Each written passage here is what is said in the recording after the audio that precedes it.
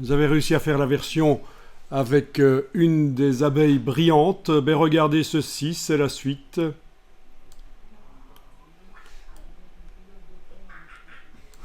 Donc à gauche, j'ai la brillante. Et à droite aussi. T'es vraiment certain? Il n'y a que les ailes qui sont brillantes. Haha. Ben oui. Et ça, c'est pas évident à faire. Vous pouvez toujours essayer. Alors, l'astuce, je vais vous la donner parce que c'est vrai que ce n'est pas si évident. Je vais ici double-cliquer sur l'image qui est là. Oui, vous pourriez vous dire, on peut faire ça en superposant à l'image de l'abeille une image du bleu des ailes. Là. Ça pourrait être une solution, mais voilà. Si on vous demande après d'agrandir les ailes dans Illustrator ou quoi, il faut ouvrir 2 fichiers et travailler dans 2 fichiers, c'est pas évident. Donc en fait, c'est possible de le faire. Oui, écoutez, oui, c'est vrai que la solution de superposer une image avec des paramètres différents, l'image que des ailes pourrait fonctionner. Mais je vais vous montrer comment ça a été fait ici. Je vais donc double-cliquer sur l'abeille.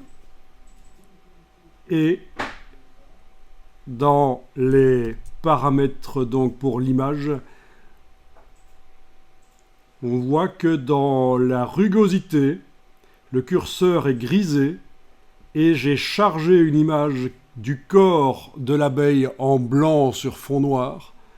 Je l'ai chargé, c'est ce qu'on appelle un map de rugosité, qui fait en sorte que la rugosité se met partout sur l'image, sauf sur les ailes, puisque les ailes ne sont pas ici dans... Les ailes ne sont pas dans le map. Bon, ben, je vous montre comment on va pouvoir faire ça éventuellement. Peut-être que ce serait intéressant d'ailleurs faire une version où c'est la version jaune, c'est le jaune qui est brillant. Comme ça. Waouh. Pas comme ça, c'est l'objet que je dois dupliquer. Voilà. Je vais peut-être vous faire une version, donc on va faire ensemble une version où c'est le jaune qui est brillant et pas les ailes. Là, ça va se faire là, sur celui de droite. Donc la version vectorielle ici, je vais l'enregistrer sous un nouveau nom.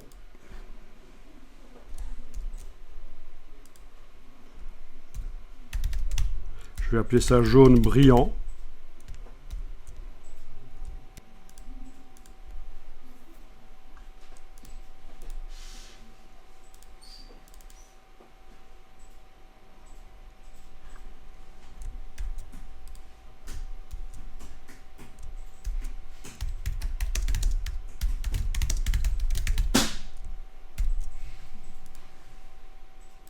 Voilà. Donc le nouveau nom y est.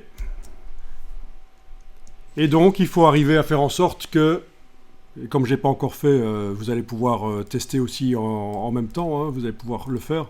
Il faut arriver à faire en sorte que il n'y ait que le jaune qui apparaisse et il doit être donc en blanc.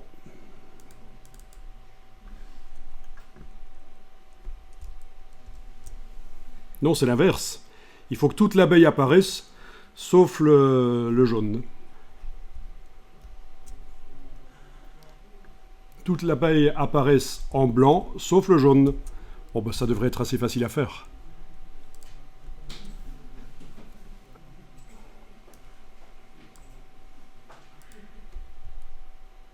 Donc le blanc indique ce qui reste mat. Donc ici, moi ce que je ferai, c'est sélectionner la partie jaune. Oui, on a affaire à un groupe en fait. Si on y va avec la flèche noire, ça sélectionne tout. Donc c'est pour ça que je prends la flèche blanche, voire même la flèche blanche plus.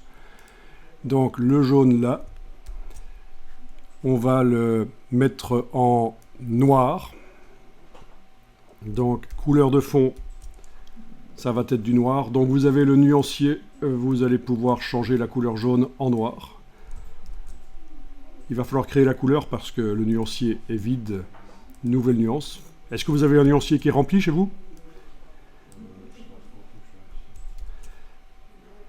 Ok, et il va falloir faire du noir RVB, parce que si vous êtes en CMJN et que vous demandez de faire du noir, encre noire 100%, en réalité vous obtiendrez du gris foncé.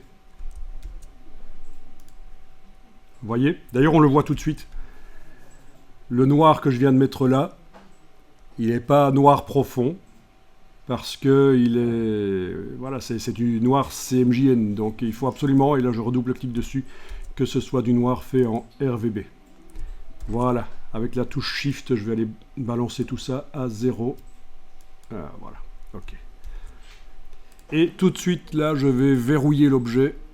Objet verrouillé, sélection. Donc il n'est plus sélectionnable. Je sélectionne tout par un CTRL A sur le PC, commande A sur le Mac. Et je vais mettre les contours et les fonds en blanc. Donc pour ça, j'ai peut-être la palette couleur qui va me servir, vu que mon nuancier est vide. Oui, la palette couleur, avec le blanc qui est là. Voilà, blanc pour les fonds. Et les contours blancs aussi. Voilà.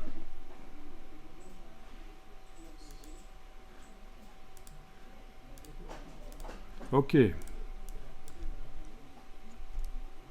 Alors je vais déverrouiller l'objet que j'ai verrouillé tout à l'heure. Objet tout déverrouillé.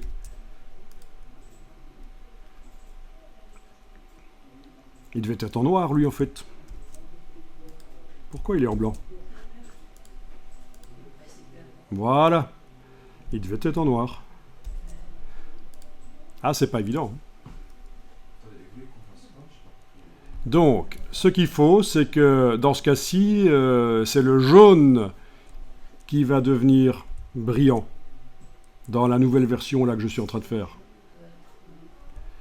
Le jaune, donc toute l'abeille doit être blanche, sauf la partie jaune qui doit être noire dans Illustrator. Donc,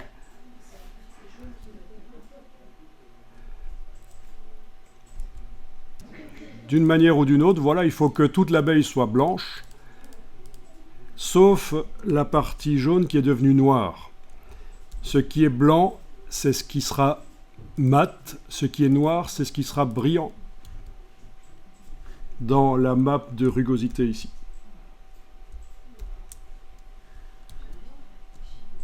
Ah, ça demande un peu de manipulation Illustrator. Et puis après, je fais un rectangle par-dessus tout le plan de travail. Un rectangle qui doit être sans contour, qui doit être avec un fond noir, et que je fais passer objet disposition arrière-plan. Voilà. Donc en principe, ceci devrait me permettre d'avoir la partie jaune de l'abeille qui sera brillante. On va tester. Donc souvenez-vous que ce qui est blanc, c'est ce qui devient, c'est ce qui reste mat. Voilà, je viens de vous charger le fichier que j'ai utilisé. J'ai donc bien indiqué que toute l'abeille restait mate, sauf les ailes, elles sont noires.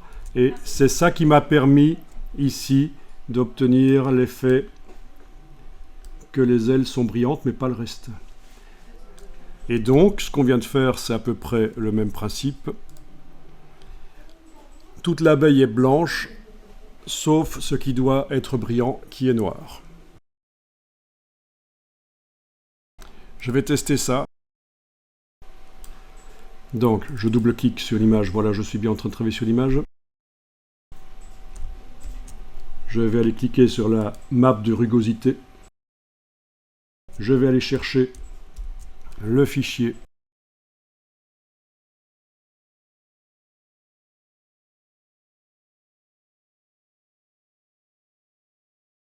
Voilà. Et voilà, ça fonctionne. Vous voyez à droite là. Il n'y a que le jaune qui est brillant.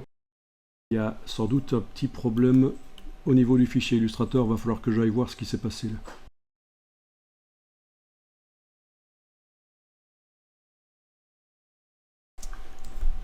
Et évidemment, j'ai pas gardé dans la palette des calques l'original non modifié. C'est pas grave, je vais sélectionner tout ça. Édition, couper, utiliser l'historique pour revenir éventuellement au tout début. Verrouiller le calque, en créer un nouveau. Édition, coller sur place. Ah non, il faut que dans le menu de la palette des calques, l'option coller en conservant les calques d'origine soit décochée dans ce cas-ci. Édition, coller sur place. Voilà, on l'a. Et donc,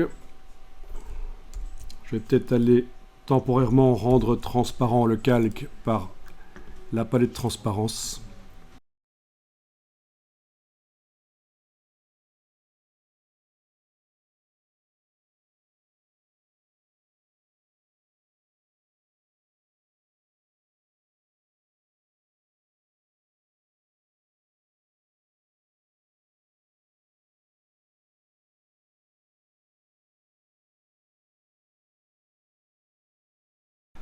Bon, plutôt que d'essayer de faire du Pathfinder et plein de choses, je vais redessiner.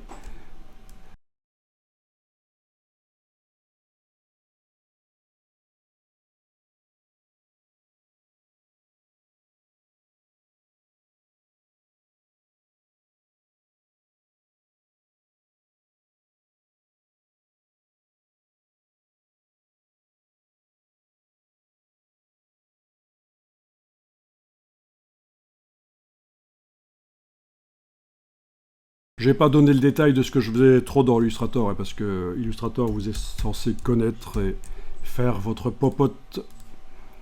Donc, de retour dans Dimension, pour éviter ce problème. Donc, là, là,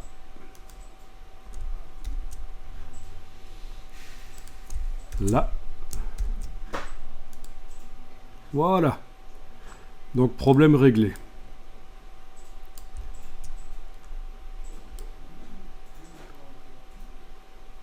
Pas mal ça quand même. Vous pouvez simuler un packaging avec de la brillance, du métallique éventuellement. Vous pouvez simuler une couverture de livre, puisque les livres maintenant, il y a beaucoup de relief, de brillance, de métallique, de vernis sélectif. Tout ça peut être simulé dans Dimension, faire des projets. Plutôt que de montrer le projet dans InDesign au client et de lui dire, ou dans Illustrator d'ailleurs, et lui dire, voilà, oui, à cet endroit-là, ce sera brillant. Mais non, vous le montrez. Voilà. Alors si vous pensez que c'est complexe, dites-vous que Dimension est un des logiciels 3D les plus faciles et que la vraie 3D, c'est pas quelques heures d'apprentissage qu'il faut, c'est par dizaines et centaines d'heures.